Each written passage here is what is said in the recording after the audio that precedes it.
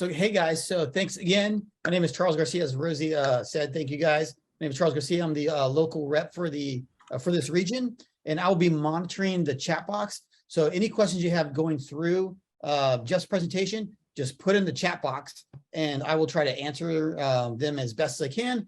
If not, then I'll just kind of reach out to Jeff, and maybe he can answer them for you as well. So without that, let's hit it off, Jeff. Thank you guys. Okay, thanks again, and welcome everybody. We'll get started. I'll press the couple of magic buttons here to make this theoretically happen, and share. Of course, my mouse is going to act up. There it goes. So we're going to talk about airshow photography today. We'll be talking both about photographing things, static displays on the ramp, because not all the planes at the air show fly every day. Some of the pilots just fly their planes in to be put on display, and they're not doing any demonstrations or aerobatics. So there's going to be a lot to photograph in addition to the flying part of the air show. So it's a great thing to come early. And depending upon what the organizers of the event do as far as staying late, also a very cool thing. I shot this P-38 Lightning at a show that we had after hours access to, and as you can see, it was this was like mid-June, so sunset was like almost 9 o'clock in San Diego. So it was a long day, but you can get great shots any time of the day at the air show, so you don't just have to think about being there early or late. Again, sometimes air shows will get shut down for weather. This was an air show at the airport near where I live in northern Colorado, and a thunderstorm moved in, so that shut everything down for the day.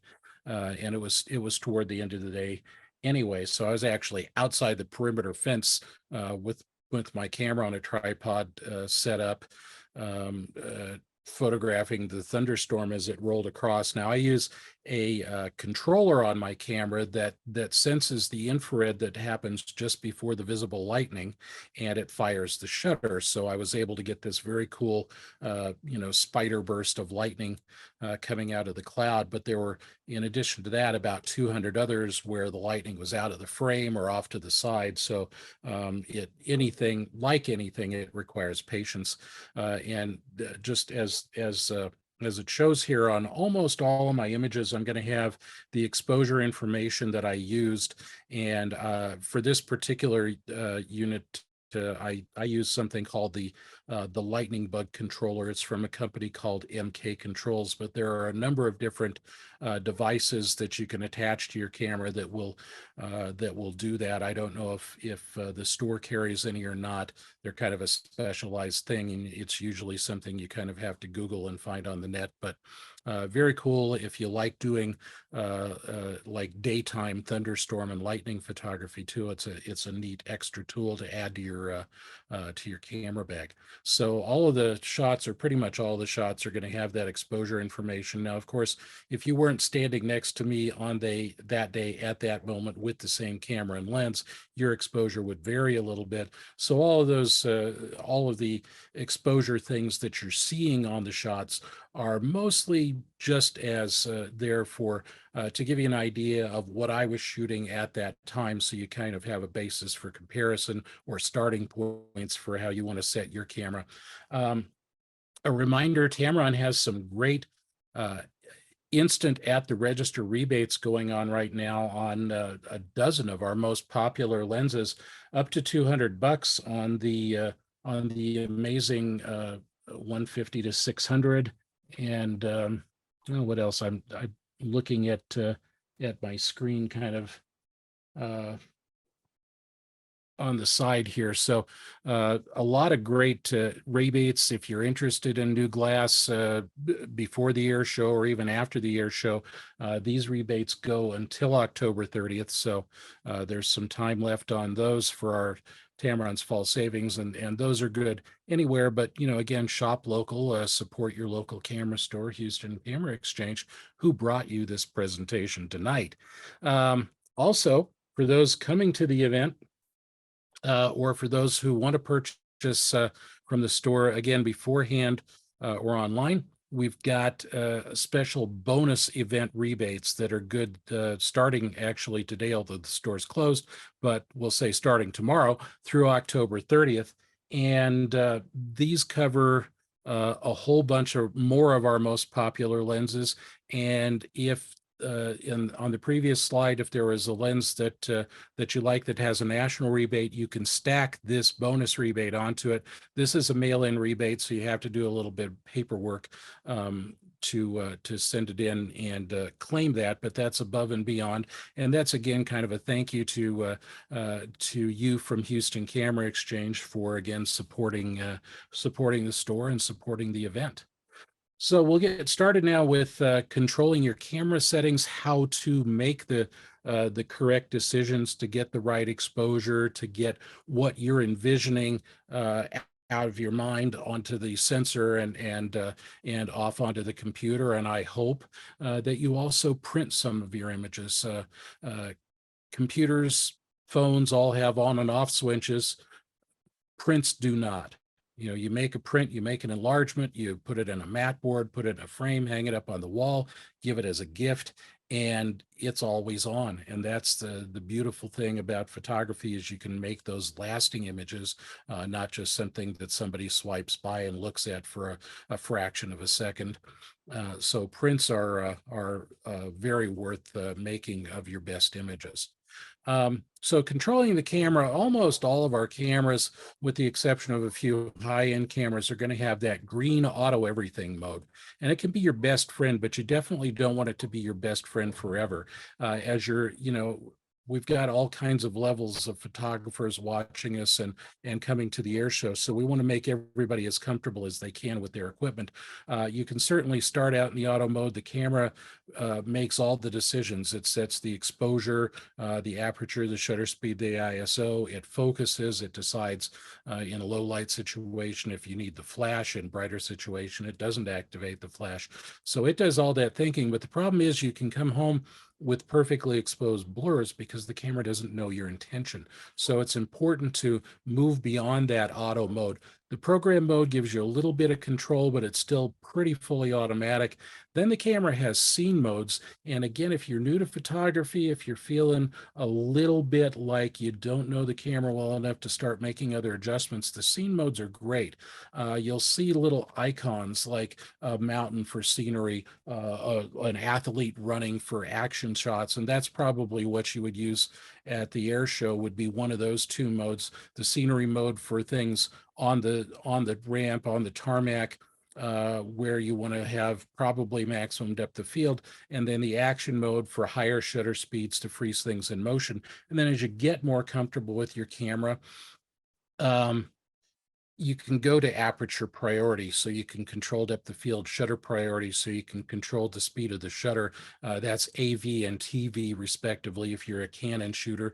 And then the dreaded M manual mode, that shot of the lightning was shot as a manual exposure. I exposed for what was happening in the sunset in the background, and then just let everything happen. And the exposure was pretty constant, so I didn't need to adjust anything or let the camera try and think.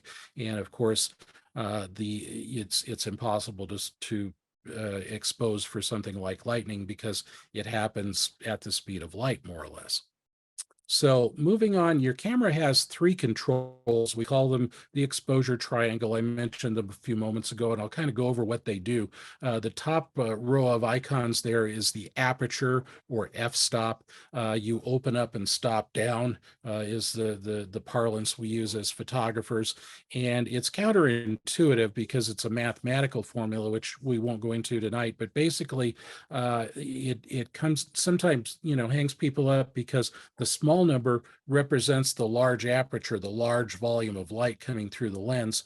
And it also, as you can see by the graphic there, the small numbers like 5.6, 4, 2.8, and so on, if your lens opens up that far, you kind of isolate your subject from the background. And as you stop down, f8, 11, f16, f22, 32, if your lens stops down that far, all lenses will go to f16. Some don't go beyond f16.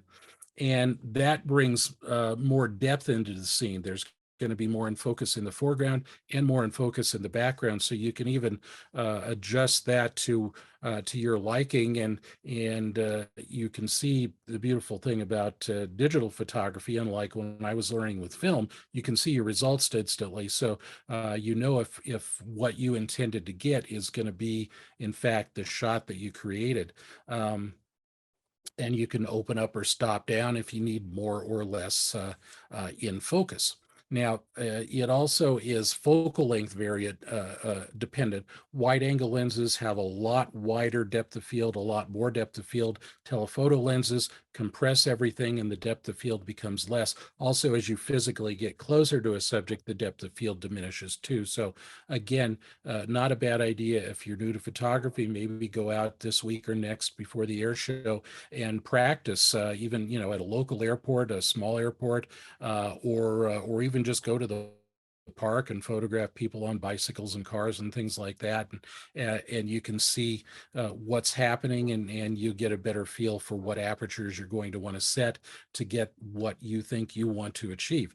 Shutter speed, a little more straightforward. It's a fraction of a second or seconds that the shutter is open, and the fractions of a second are what we call the full stops, are halving and doubling, and the same kind of thing with apertures. There are intermediate stops with apertures and shutter speeds, and you can get into minutia there, but basically having and doubling with those two things. And then the bottom row is ISO.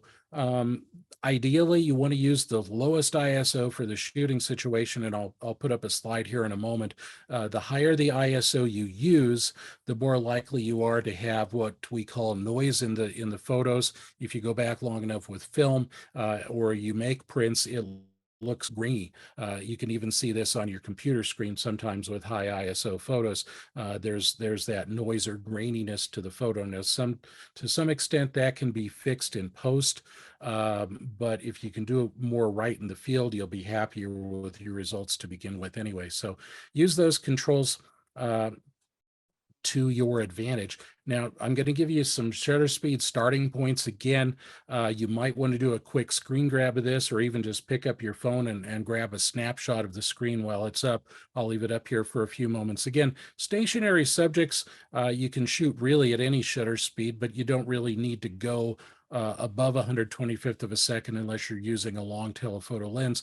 And then as subjects begin to move, you're going to want to go higher and higher in shutter speed to get the look that you might want to get. For instance, propeller planes, like the image of the helicopter here, you'll notice that there's some motion to the rotor blades on the top of the chopper and on the tail boom there, and that's by design.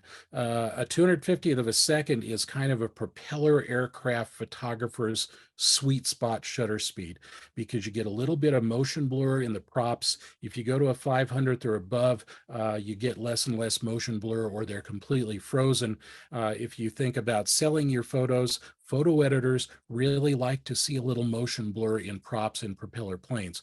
So that's important. But as the aircraft start to move faster, when you get into jets and aerobatic planes, then you definitely want to be above 1,000th of a second. A 2,000th of a second is a good spot for like the demonstration teams, Blue Angels, Thunderbirds, things like that. Maybe even 4,000th of a second if you're looking at like when the planes cross next to or in front and behind each other, or above and below each other, just to make sure that everything is frozen in motion, because I'll explain more about this, but you'll probably be panning with one plane and another plane is going to come into the frame, so you'll need to be firing in a continuous frame advance mode too. I'll get to that shortly.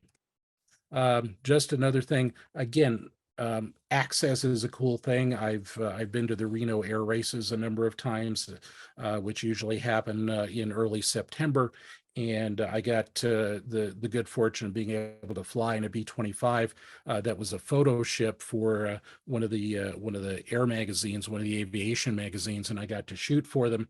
And this ended up being a cover photo of a shot. It was originally a horizontal image, but of course had to be cropped vertically for the for the magazine cover. And again, you could see that 250th of a second shutter speed just gives that little bit of motion blur in the prop, which the publisher of the magazine, who was also in the plane shooting out the tail gunner spot, I was shooting out the waist gunner spot on the side, but he actually chose this shot because he liked the reflection of the Rare Bear aircraft, that very rare, highly modified F-86 Bearcat.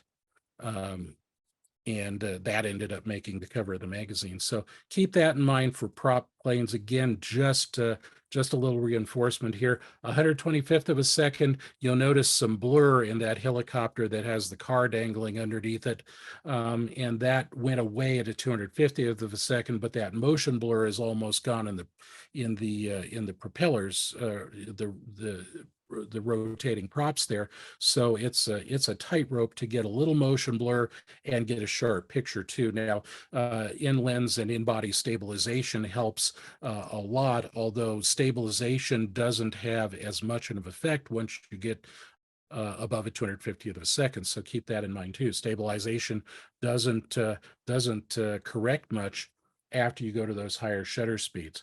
Again, the B-16 flying across on the left-hand frame, a fairly relatively slow moving plane, so I was able to easily pan with it and shoot it at 250th of a second to get that nice prop blur. But when we drop down to that lower two frames with the jets, on one pass I was at 1,000th of a second as the two planes crossed past each other, and as you can see, I was panning with the plane coming from camera right, and I had it in my viewfinder, and I was firing continuously. You want to put your camera in the continuous frame advance mode so that when you press the shutter button, it goes click, click, click, click, click, click, click until you let the button up.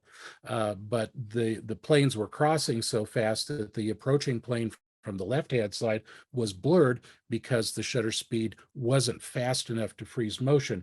Now, this was day one, and then day two, I was shooting a different lens, but the same thing happened there with a 4,000th of a second. Again, I was following the plane coming from camera right and kept it in focus or in the center of the frame as best I could. It's again, that takes some practice when they're moving as fast as they are. These planes, the demonstration teams like the Angels and the Thunderbirds are flying some of these stunts at 500 and 600 miles an hour. So when planes are approaching each other, you've got 1,000 to 12, 13, 1,400 mile an hour closure rate as they pass each other. So you have to have that high shutter speed in order to freeze the motion, if that's your intention. And again, just a couple more reminders here. Props, 250th of a second is usually great. They're moving slower. You can pan easily through the sky. But when you get into the jets, even these L-19 jets fly pretty fast. And again, you need that higher shutter speed. Now, they don't move as fast. They were probably moving 300 miles an hour or so over the ground. And 1,000th of a second panning was certainly enough to stop them. Now, again, I'm going to come back just for a moment to aperture and depth of field, just to reinforce this. I don't have a good example with an airplane, so I use this nice blue flower. But again, f2.8, more light comes through the lens, higher shutter speed, lower ISO. That's all good.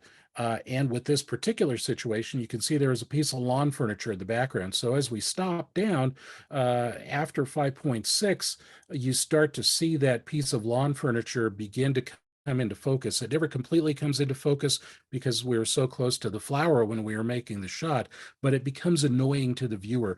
Bright things, even out of focus things in the background, can take the viewer's eye away from your intended subject. So again, experiment with that when you're shooting. You can see that in the viewfinder or on the view screen after you've made the shot in the field, so you know right what you're getting. And if you need to open up or stop down to get your intended idea, then you can do that. But again, that's something that I think you have to just keep thinking about that. On the ramp, again, you're going to have all kinds of aircraft, a lot of highly reflective surfaces with things like the the Electra there, whose name is Muriel. And Muriel is the same kind of plane that Amelia Earhart attempted to make her around the world trip in.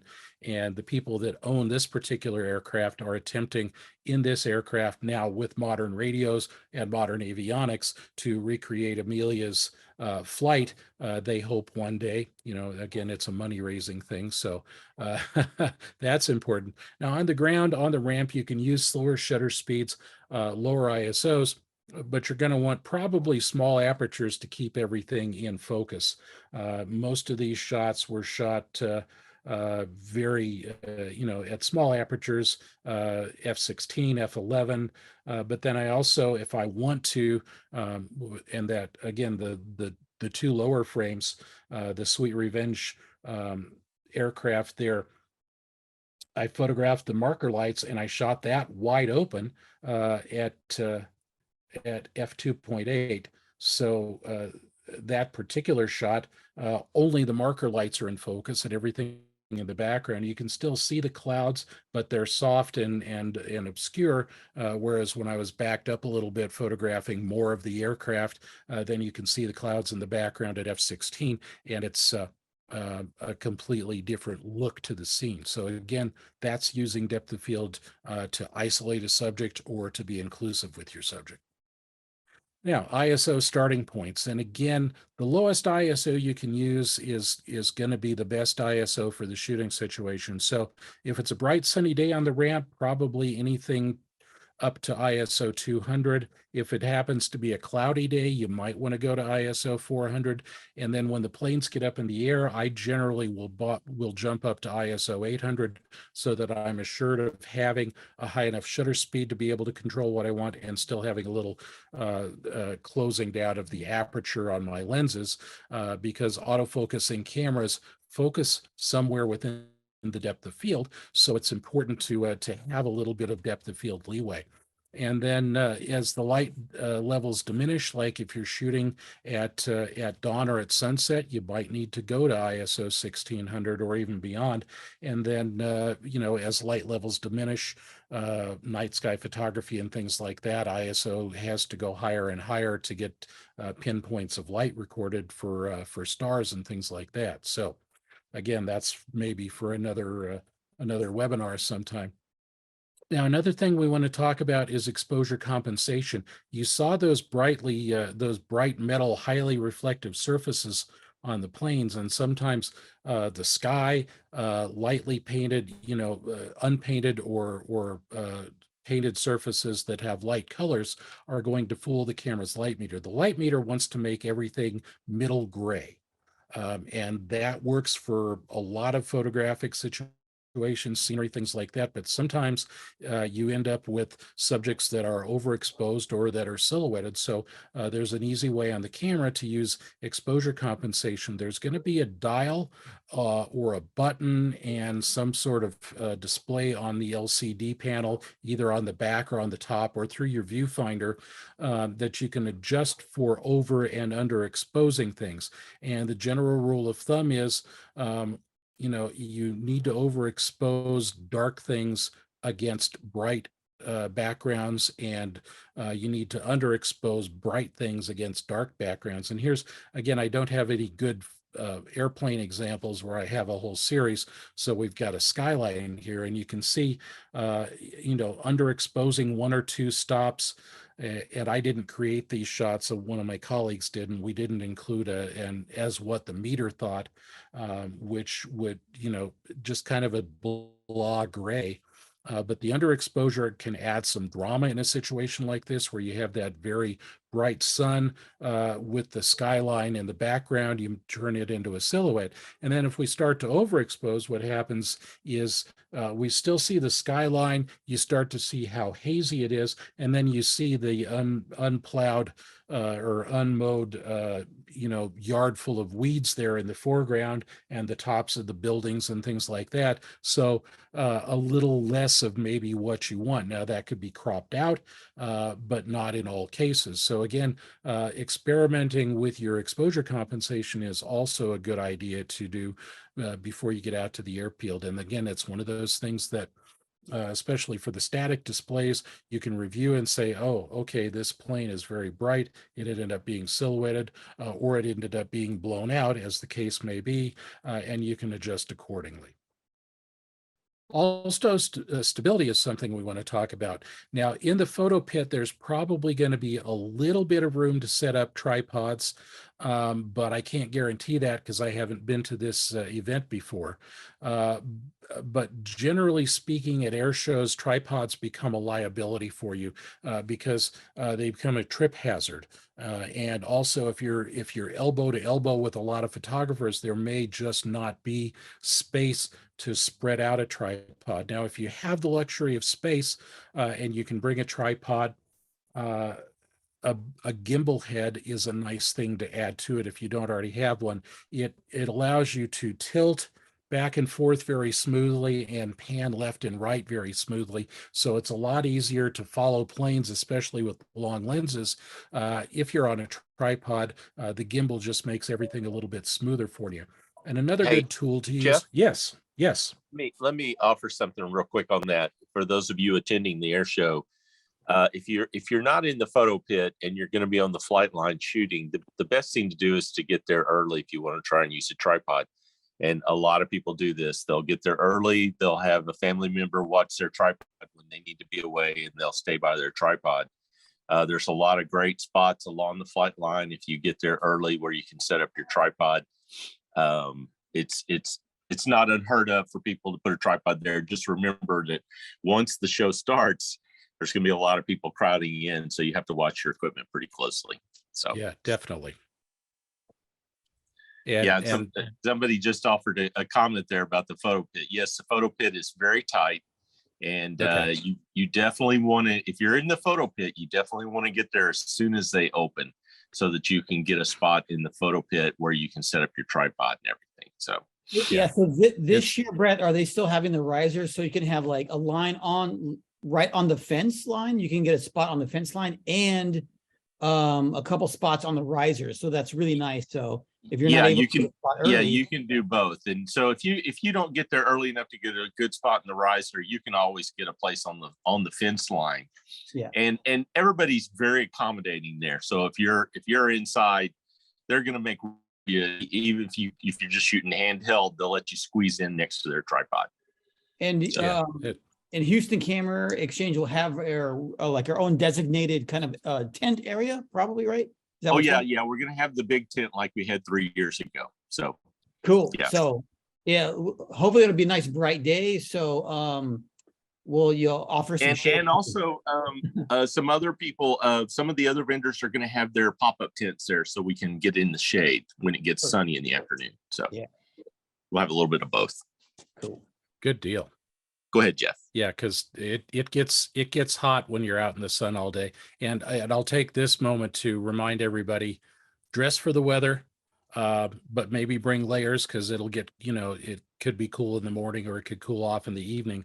But also sunscreen, and reapply it off and on all day. You'll be happy you did. And certainly a hat's not a bad idea. But in this situation, instead of a traditional ball cap with the hard brim, probably like a bucket hat or a boonie hat or something like that has a soft brim, so that as you bring your camera up to your eye, especially if you're hand holding and you need to go from horizontal to vertical, you're not bumping into to the brim of your hat. Yeah, definitely get one of the hats that covers your neck. Yeah, that's a great idea too. And just not to forget too that or overlook that we will have loaner lenses available for you to try out. So all the new stuff is going to be there. So pretty exciting. Yeah, we're going to have a couple of trunks full of Tamron toys to play with, and I'm sure some of the other manufacturers will do so as well. So there will be plenty of glass to play with for regardless of what brand of camera you shoot, and that's always fun. So composition basics. Composition kind of falls a little bit to the wayside in air show photography, especially when the planes are in the air, because things are moving so fast. The best thing to do is keep things centered. But for the static displays or for the heritage flights, which most air shows have, where they'll have 2 or 3 or 4 different eras of military aircraft flying in tight formation together, and that you can kind of group using your rule of thirds kind of thing, where you can get planes evenly, depending upon how tight a formation they're in, evenly spread out through the viewfinder. But use things as leading lines like wingtips and things like that for stuff on the ground, the static displays, and again, just have some fun. But once they're flying again, keeping things centered, especially for the fast moving aircraft, is probably your best compositional tool. Try not to let things get too close to the edge of the frame, because then when you download, it looks very crowded, and it creates more visual tension in the photographs. You want kind of things to be centered, or even coming in, having space to fly into, if you will, having the tail of the plane closer to the edge than than having the plane exactly centered. But again, that takes time and practice. So we'll talk now about the Tamron lenses, because we have different designations for our lenses for what they fit and how they fit. The DI designation are the lenses that are full frame lenses, so they'll fit on full frame DSLRs or crop sensor DSLRs, the APS-C cameras. And if you have the body maker's adapter and you're going like Nikon to Nikon, Canon to Canon, and so on, and you're going mirrorless, the DSLR lenses will fit and function in most cases on the mirrorless bodies too. So there are most versatile lenses that we have right now, as we're just now being licensed by some of the body makers for mirrorless capabilities. So that's important to remember. Now, DI2, those are lenses that are designed just for, or primarily for, crop sensor cameras. You can put them on full frame sensor cameras, but you're going to lose maybe up to 25 or 35% of the pixels in the frame. So your 24 megapixel camera, if you put a crop sensor lens on a full frame body, that 24 million pixels might suddenly become more like 12 or 14 million pixels. So you lose some of the sensor's capability, but it's still possible. And then, of course, for the APS-C sensor cameras, they put out that smaller circle of light. The lenses are smaller and lighter to complement those smaller body sizes too. So it's a nice thing to have. And as Tamron is transitioning over in crop sensor lenses, we're basically down now to what the factory is still delivering, would be the 18 to 400. So again, it's a great all-purpose lens for an air show. The DI3 is our umbrella term for mirrorless full frame lenses. And so anything DI3, then you need to check for the body compatibility. Our largest selection of lenses in mirrorless right now is Sony. We have a bunch of lenses from ultra wide to long telephoto to fit Sony's, and now we are starting to have things in other mounts. The DI3A, and I'll talk a little bit more about the other mounts throughout the presentation. The DI3A is for crop sensor mirrorless bodies. Now, think of these like the Fuji bodies, the Fujifilm bodies, all use an APS-C sensor, and the 5000 and 6000 and older NEX series Sony's use that APS-C size lens. So we have several now APS-C sensor lenses, the DI3As, in both Sony and Fuji mount. And again, the 18 to 300 is an outstanding choice if you have one of those small bodies for all-purpose shooting. You can go from the ramp to shooting portraits of the family to shooting the air show and never have to change a lens. So that's a big advantage. The 18 to 400 for DSLRs and the 18 to 300 for crop sensor mirrorless are outstanding choices for taking a single lens that'll do everything and being able to travel really light. A few more suggestions for setting your camera up, and I alluded to some of these earlier. You want to make sure that you set your camera when you're photographing the planes in flight, at least, to the continuous or AI servo mode. And that way the camera is better able, or the lens, the camera can tell the lens to track and adjust focus as necessary. The focus point group I like to use either spot or a small center group. Most cameras will allow you to move those around in the viewfinder so you can put the focus points where you want to. And then some people, I don't care for it, but a lot of photographers swear by tracking on all points where the camera does decide, okay, that's the biggest object in the scene, that's what I'm going to track on, and that's pretty valid. Or the 3D type tracking is specific to one of the brands, and again, the camera looks for using AI functionality, the most contrast and the largest subject, and that's what it tends to lock into. So I prefer the spotter small group, but again, try the tracking at all points and see what works best for you. You certainly want to set your camera's mode to the high-speed continuous drive, either medium or high. When you press the button again, the shutter fires, click, click, click, click, click, until you release the finger off the button. So you can get a lot of pictures. Some people call it spray and pray, but when fast-moving subjects are, flying by, you pretty much have to do that. And in between frames, you can keep the subject centered or wherever you want it in the viewfinder. Use that high ISO if you need it. Again, if it's a little cloudier day or if you need just higher shutter speeds, ISO 400, ISO 800 on all modern cameras are going to give you great results with not a lot of noise. And you might even try going to manual exposure and trying auto ISO. I've been doing this more and more. I haven't shot a lot of air shows this year, but I've been doing it a lot with birds in flight, wildlife photography.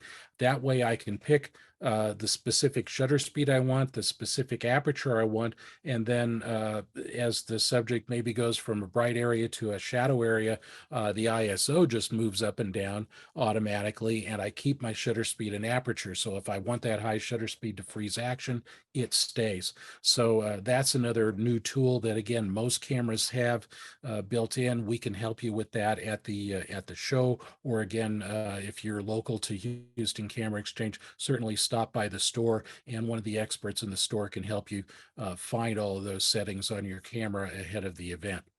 Hey, Jeff. Yes. Question. We got a question from Nicole asking about metering. Yeah. Metering, and again, I don't know why my metering slide isn't in here. I generally tend to go either center weighted or spot metering. You can go with the matrix or full screen metering, but again, you're going to run into a few more over and under exposure situations there when you have like a dark plane against the bright blue sky. You could end up with a silhouette there. So if you go to a center weighted or even to spot metering, provided your meter is on the subject or the spot is on the subject, then you're going to be in better shape. And again, most of the newer cameras, if you change your focus point, the spot meter will move with your focus point. And that's not on every camera, but I know the Sonys and the Nikons and the newest Canons do that. And I think the Fujis do as well. I'm still learning my Fuji camera. So again, I hope that answers the question, Nicole, and again, circle back around to us if that didn't adequately answer it, and we can get to it at the end of the presentation or down the road here. When you're at the airfield, especially if you're using a zoom lens, zoom in and zoom out, but also remember to move your feet. Don't just set your feet in concrete. Now, obviously, when you're on the flight line or in the photo pit, you may not have the ability to move left or right a lot, but on the ramp you will, and you can get different angles of planes, and don't just always look for that picture postcard shot where it's perfectly centered. You can be a little diagonal with it, or you can shoot from a lower angle, or again, maybe from a higher vantage point, if you can find one to shoot down on aircraft too, that are on the static displays, and move in and move out, change that field of view and point of view some, and again, select your depth of field to either emphasize the subject or provide in the environment for the subject. And when you get out on the ramp, the static displays, the planes that aren't moving, you can have a lot of fun. Again, not every air show has before or after hours access. Again, this was at the Sioux Falls Airport. And the night before the air show, they actually have a hangar dance as a fundraiser for the local commemorative Air Force branch up there. And they bring in a bunch of the planes that are on display to a hangar, and they put them inside or outside. They have people dressed in period costume. That's all very cool. If you can find, that happening at an air show that you might be attending, you can have a lot of fun with that. And I tend to take, again, vintage aircraft, and I'll convert to black and white and then add a little sepia tone to give it that more, authentic look to when the aircraft was in its early years, rather than 50 or 60 or 75 years later. And I think this just adds to the feeling of the shot. And this was very cool. Handheld shot with the inland stabilization turned on, and at a 15th of a second, there was some light spilling out from the hangar, and the people that were displaying the plane put a few little battery operated LEDs underneath the aircraft to kind of illuminate it. And that really, I thought, added some nice effect to it. And again, because I was shooting at a medium aperture, I got that nice star effect, that specular highlight from one of the floods that was pointing back at the camera. The smaller the aperture, the more intense that starburst effect will be with specular highlights too. Work the subject, as I mentioned before, move around, zoom in, zoom out, start wide, and then start zooming in and physically getting closer. And again, I've got that nice starburst effect over that engine cowling on the right-hand frame there. So that was something, again, that I was specifically looking to achieve. Get in close, look for that kind of picture inside the picture inside the picture. Again, this is involving maybe zooming and walking physically closer to the subject to get those kinds of shots. Also, you want to look for the good light.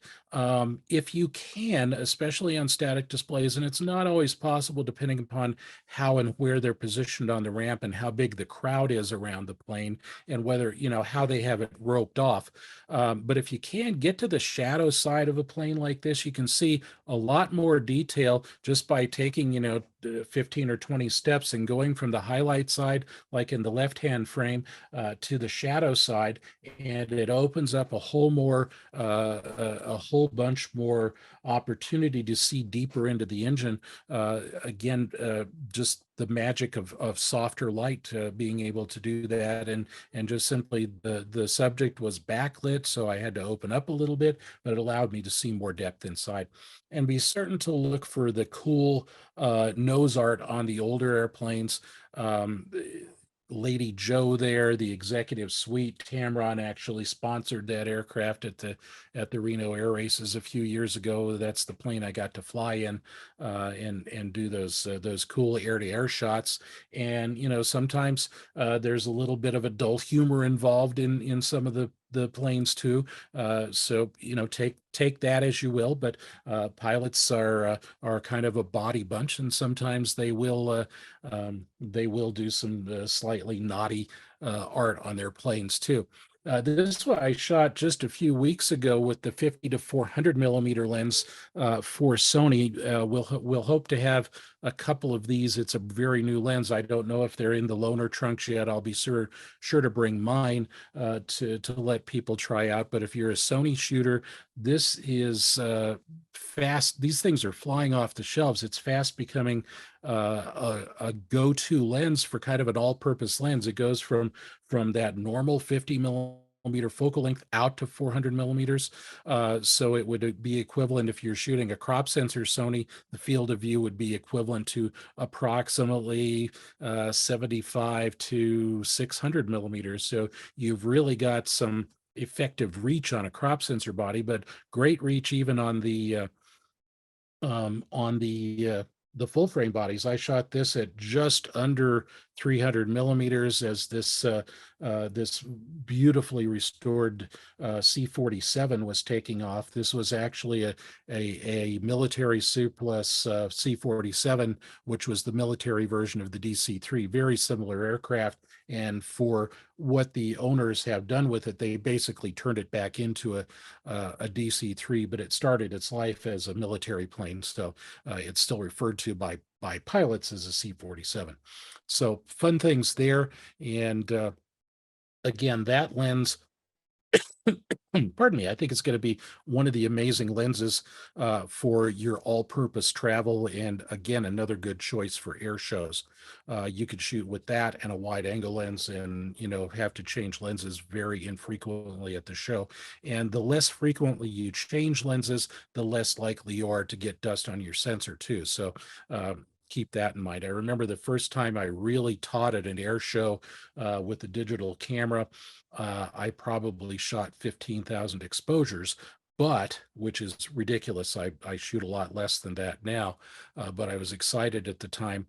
But the important thing to remember is about 2 lens changes in, my sensor had attracted all sorts of dust, and it took me ages and ages, even just for the few images that I ended up sharing and putting on the internet and printing and putting in classroom usage. Again, cleaning up all that dust. Now, newer cameras have built-in dust mitigation that helps some, but if it's a dry, dusty day, sometimes you're just going to get dust on the sensor, or if it's breezy. So keep that in mind. You've seen this image before. Again, look for the good light. I can't emphasize that enough. And again, sometimes that's even soft light.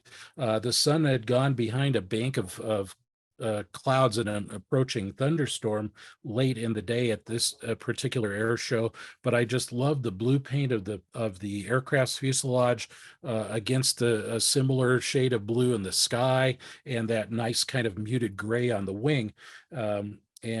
So again, it's a little bit different look. It's not that typical picture postcard look.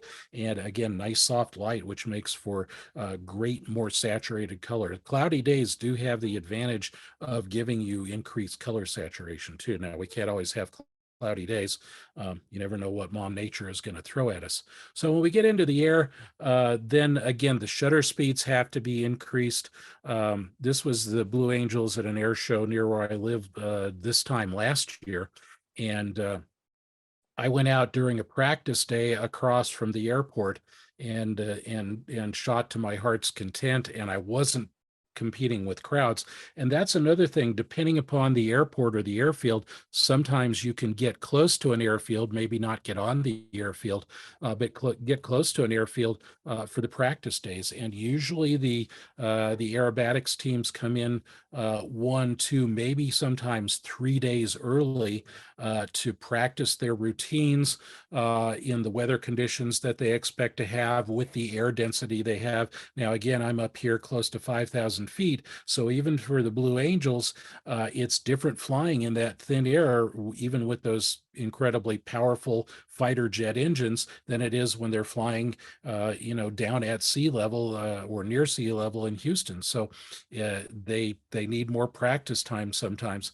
And if they've come from high altitude shows going back to lower altitude shows, often again they'll take an extra day or 2 for practice. So if you have a chance and you're near the airport and you hear those jets roaring, they usually fly about the same time of day for their practice that they're going to fly for their actual performance, again, to get an idea of landmarks, where the sun's going to be in the sky, where the pilots can be temporarily blinded too. So they have to take those things into consideration.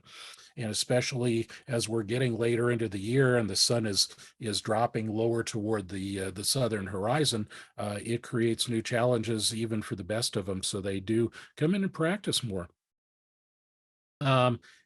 This is one of the trademark things. The Thunderbirds and the Angels will usually go up and part out like this. In this case, they had flown up and over and then started to come down and split apart. So you get those variants on that kind of routine, and there's where you're typically going to want to come to a shorter focal length. I shot this at that 150 millimeter focal length with the 150 to 500, and that lens now is available.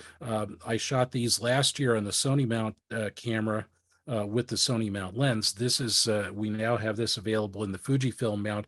Again, it just started delivering to stores on Friday, so I don't know if there will be any of those.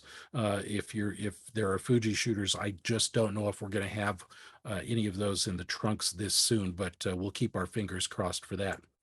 A couple of years ago during the pandemic, the Thunderbirds and the Angels were flying around the country, flying over firehouses and hospitals and police departments. This was the date of the Air Force Academy graduation a couple of years ago when the Thunderbirds were in town. And the Angels and the Thunderbirds actually bring 8 planes. They bring the 6 that they're going to fly with and a couple of backups for just in case, and they bring spare engines and things like that. And it's like if they need to change out an engine, it's like watching a NASCAR pit crew. They can do it in an amazingly short period of time. But all 8 planes, and I managed to catch 7 of them there, were flying in pretty close formation. Number 8 was trailing about 2 miles behind the rest of the plane, so it was a few seconds behind, and I couldn't get it in the frame. But look for things like that, those big formations. Sometimes they're going to come flying out of the sun, and you're not going to have time to make exposure adjustments. So again, sometimes that silhouette of the planes coming out of the sun can be a very cool shot. So don't discount that or delete it or throw it away. When you get home, I knew immediately as they turned the smoke on, as they were just doing there for one of their approaches, I thought, it's going to be backlit, the planes are going to be silhouetted, and it's going to make for a pretty cool shot. And again, this was a keeper. This is this is an 8x10 on my wall now, so don't forget about things like that. And of course, the broad lit ones where the sun is at your back are always going to be fun. You can see, in fact, there were actually 2 number 7 aircraft flying that day. They're able to change the tail numbers pretty quickly too, with what they call speed tape. It's the decal tape that they use. So this was a practice day, and they were using a couple of the backup planes as the other planes were being worked on. And then on show day, you'll see them numbered 1 through 6. So just again, unless there's a last minute change before a show starts, and sometimes you'll see 7 or 8 show up in a show. So that's fun to look for. Again, always look for peak action, especially with the aerobatic planes. You want to catch them flying away from their smoke if you can, rather than into the smoke, so they don't get obscured, because they'll be trailing smoke to make them easier to spot in the sky. Because again, these small aircraft, and even the big military planes, are going to be trailing smoke for a lot of their displays. But the smaller planes especially, they're hard to spot when they're a couple of thousand feet over the airfield and maybe a half a mile north or south of the center of the flight line. They're hard to spot. So they trail smoke, and you want to try and catch them early in their performance, especially if there's no breeze blowing, so that you're not just photographing them in their smoke. Again, watch for those close passes. This is always a crowd pleaser and something worth photographing. And there you have the 2 planes flying almost wingtip to wingtip. Now, lens compression, telephoto's compressed distance, so it makes them look like they're flying much closer than they actually are. They look like their wingtips are touching here, but they're literally only a few feet apart. So watch for things like that. It doesn't hurt to have, if you carry more than 1 camera body, keep a wide angle lens handy too.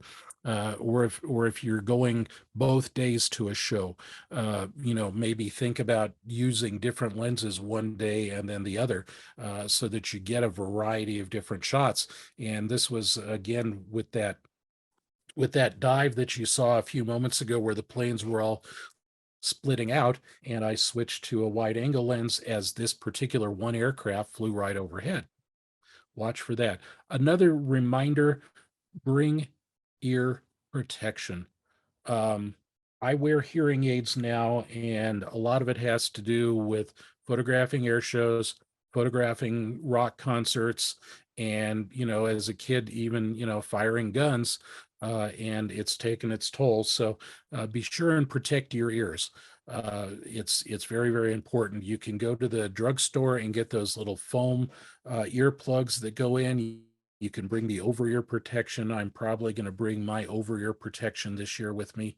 Um, and it's save your hearing.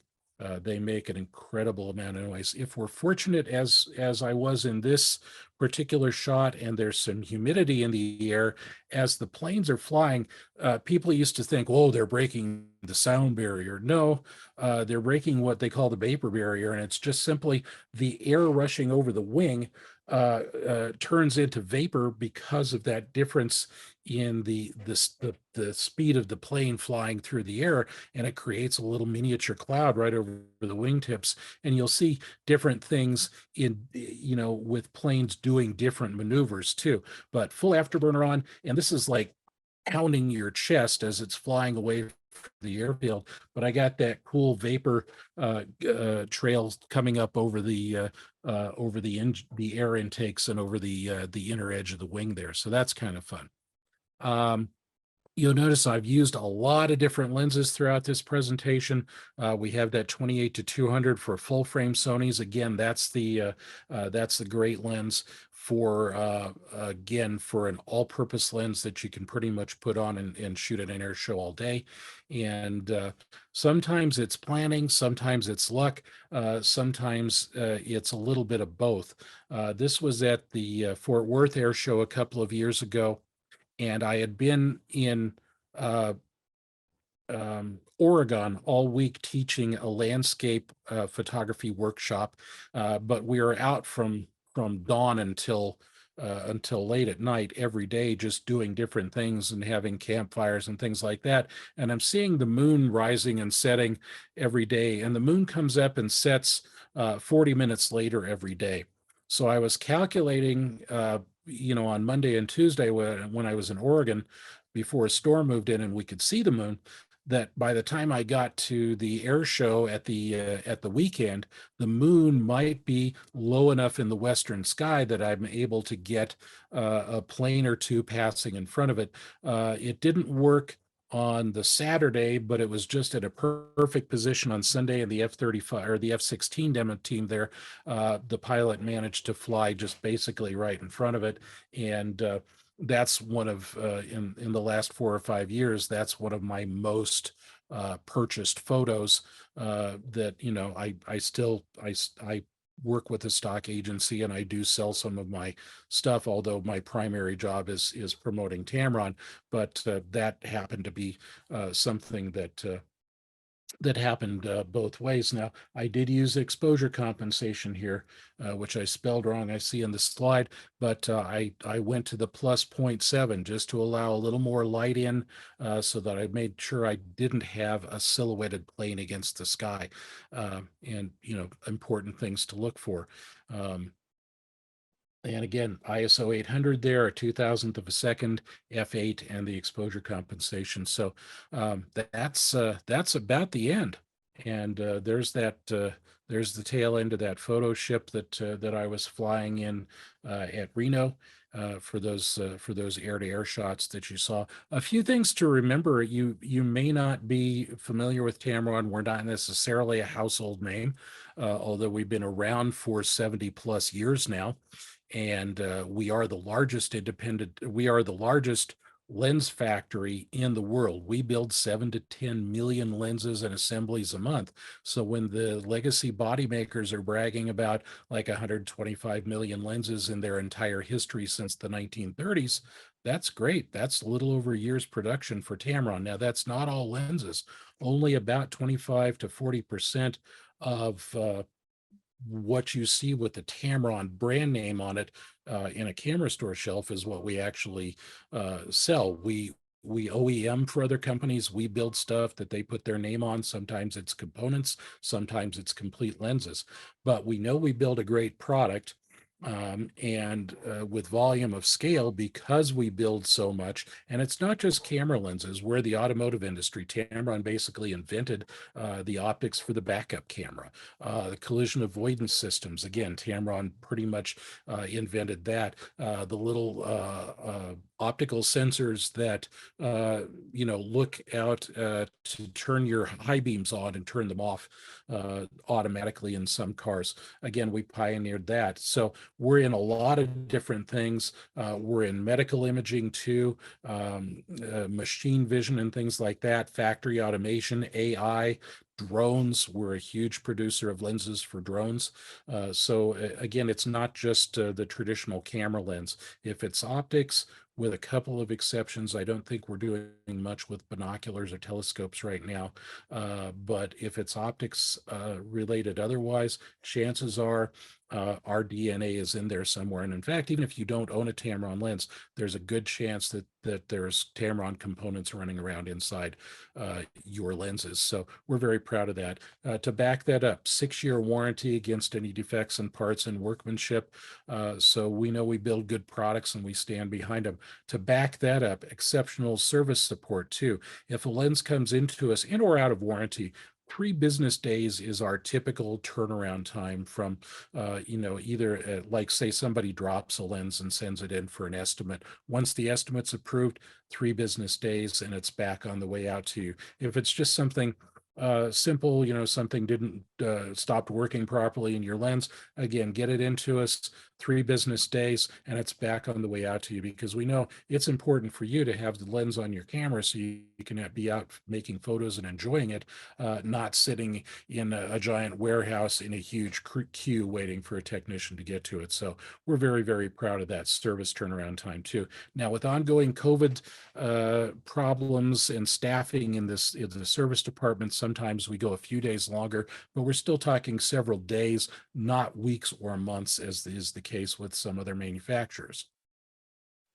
If you're a Tamron fan, if you own at least 3 Tamron lenses that have been purchased since 2011, make sure they're all registered with Tamron. Now, this is new lenses. We don't include used lenses with this, so sorry about that. But 3 or more new lenses purchased since 2011, get them registered. You can go to the Tamron-USA.com website to learn about the VIP Club, and we give you swag every year. We have specific webinars for VIPs. We print a magazine that we send out copies of to VIPs. Sometimes we'll have this at events, and sometimes, and you can also download back issues of the magazine. So even if you're not a VIP, you can still get all the news and tips and pointers and things like that we put in our magazine. So it's a very cool thing, and just another way that we have of giving back for customers for their loyalty to our brand. Once again, some big savings instant at the register on some of our most popular lenses. We're really happy about that. Again, for people watching the webinar tonight or coming to the air show, if you just happen to stop by Houston Camera Exchange, some additional bonus rebates, again, as a thank you from Houston Camera Exchange to you for your loyalty to the store. Shop local, as I always like to say. Again, I'm Tamron Tech Jeff on all the popular social media, although there are 8 people on the Tamron Tech team, and we're kind of putting most of our content now into just the Tamron Tech team pages, so you can find us on Facebook or Instagram. A little bit easier to find us that way, rather than having to, like all 8 of us, which I would still encourage you to do. But the tech team pages are going to have content, new product announcements, how-tos, cool looking images to check out and things like that. So we would certainly appreciate your follow. We are also transitioning from Tamron USA to TamronAmericas.com.